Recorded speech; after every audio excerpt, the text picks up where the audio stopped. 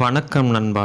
ஒன்றை உங்களால் கனவு காண முடியும் என்றால் அதை முயற்சி செய்து உங்களால் அடையவும் முடியும். உங்களுக்கு வேண்டிய அனைத்தும் பயத்தின் மறுபக்கமே உள்ளது. பயமில்லாமல் துணிச்சலுடன் போராடினால் அதை அடைந்து கொள்ளலாம். வாய்ப்புகள் உங்களை தேடி வரும் என்று உட்கார்ந்து கொண்டு இருக்காதீர்கள். எழுந்து நின்று வாய்ப்புகளை நீங்களே உருவாக்குங்கள். அதில் வெற்றி பெறுங்கள். அதுவே உங்களுக்கு மகிழ்ச்சியையும் மனநிறைவையும் தரும். காலையில் எழுந்தவுடன் ஒரு சின்ன நேர்மறை சிந்தனையை சிந்தித்தால் போதும்.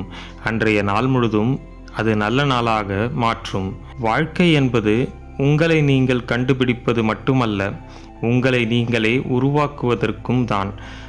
உங்கள் மனதில் ஒரு லட்சியத்தை உருவாக்குங்கள்.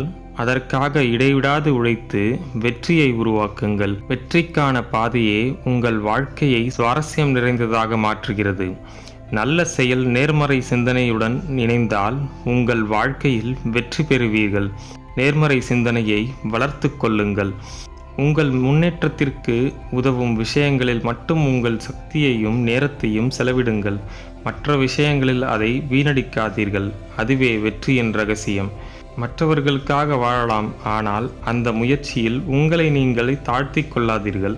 மற்றவர்களை திருப்திப்படுத்தும் முயற்சியில் உங்களது தன்மானத்தை இழந்து விடாதீர்கள். உண்மையான அன்பு உள்ளவர்கள் நீங்கள் எப்படி இருந்தாலும் ஏற்றுக்கொள்வார்கள். அன்பில்லாதவர்களுக்கே உங்களை குறை கூற காரணம் தேவைப்படுகிறது. அவர்களுக்காக நீங்கள் உங்களை மாற்றிக்கொள்ள வேண்டாம். நீங்கள் நீங்களாகவே இருங்கள்.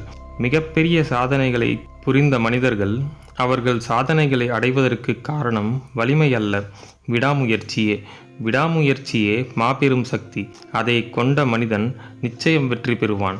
நீ எவ்வளவு தூரம் ஓடுகிறாய் என்பது முக்கியமல்ல, வெற்றி பெற எந்த பாதையில் ஓடுகிறாய் என்பதே முக்கியம். பாதை உனக்கான பாதைதானா என்று அறிந்து அதில் உங்கள் முழு முயற்சியை செய்ய வேண்டும். அப்பொழுதுதான் வெற்றி கிடைக்கும். முயற்சியே செய்யாம நம்ம கனவை அடையணும்னு நினைச்சா அது பேராசை. முயற்சி செய்து கனவை எப்பாடுபட்டாவது அடையணும்னு நினைச்சா அதுதான் இலக்கு. உங்களால் பேராசையை என்னைக்கும் அடைய முடியாது. ஆனால் இலக்கை உங்கள் தன்னம்பிக்கை மற்றும் விடாமுயற்சியின் உதவியோடு அடைய முடியும். மகிழ்ச்சிக்கும் நிம்மதிக்கும் வேறுபாடு உண்டு. மகிழ்ச்சியாக இருப்பது போன்று நடிக்க முடியும், ஆனால் நிம்மதியாக இருப்பது போல நடிக்க முடியாது. கடவுள் எல்லோருக்கும் சமமான நேரத்தையே கொடுத்துள்ளார். நேரத்தை வீணாக்காமல் உழைப்பவனே வெற்றியாளனாகிறான். மற்றவர்கள் நேரத்தை வீணடித்து எதையும் சாதிக்காமல் தங்கள் வாழ்க்கையை வீணடிக்கின்றனர். உன் வாழ்க்கையில் யாரும் இல்லை என்று எப்பவும் நினைக்காதே. உன்னிடம் தன்னம்பிக்கை இருக்கிறது. அந்த தன்னம்பிக்கையை கொண்டு நீ நினைத்ததை அடைந்து கொள்ளலாம்.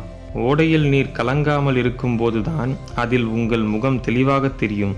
அதேபோல் மனம் அமைதியாக இருந்தால்தான் புத்தி தெளிவாக இருக்கும்.